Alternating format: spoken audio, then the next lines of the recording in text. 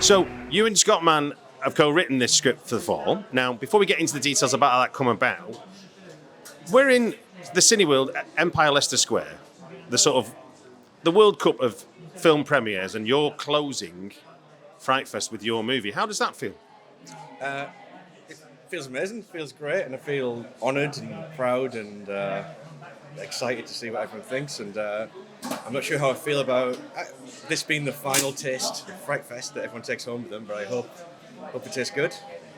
And thinking about where the journey started on this film, what do you remember being the kernel of the idea between you and Scott that set you off in motion for the film that we see today in FrightFest? Two things. So, a long time ago I had a dream about a group of kids stuck up a tower, not this tower, but some random structure, like a dream structure. It didn't make sense.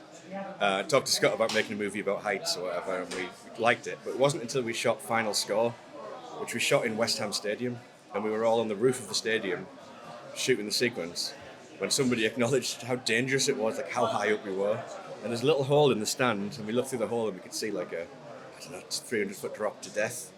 And that's when we got talking about heights again and about how we should shoot something high up and play with heights. So that's how we ended up, as soon as we discovered the tower, which is a real kind of structure, we were off to the races, we knew what we were doing. And then when you start unpacking that into what is like a dramatic narrative, we're talking about, as I think it's Virginia's character says, a pizza-sized box platform. Yeah. How in the world do you keep a story interesting and exciting when you've only got that much room to play with? Admittedly, there's acres to look at, but they haven't got acres to move in. How did you and Scott get around that for drama? Well, I've always been a believer that the more freedom you've got, the less chance you've got of actually doing anything, writing anything, of coming up with anything. We were so confined to that one area. It became more about, okay, what would we do? What would you do? And that's how we just. I think you kind of reverse engineer it. So you say, okay, we could dangle a bit of a phone on some rope to try and get some signal. So then we go give the girls rope, and then it's like, well, we've got rope now. What else can we do with rope?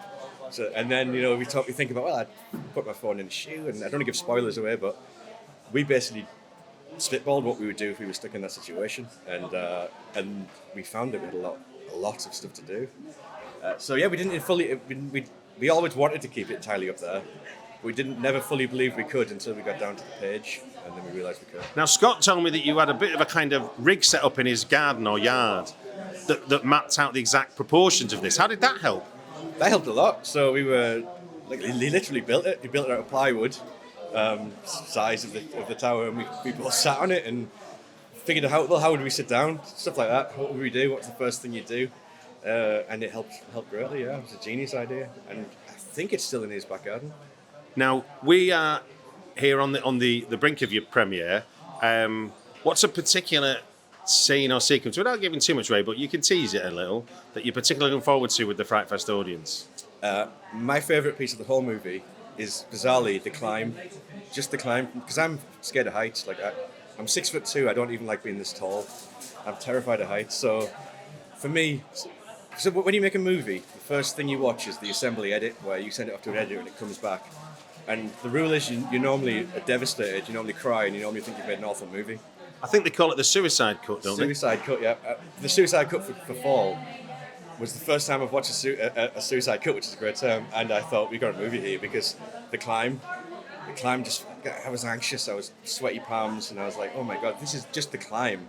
What's it going to be like when we trap them up there? So for me, the climb is my favourite part of the movie.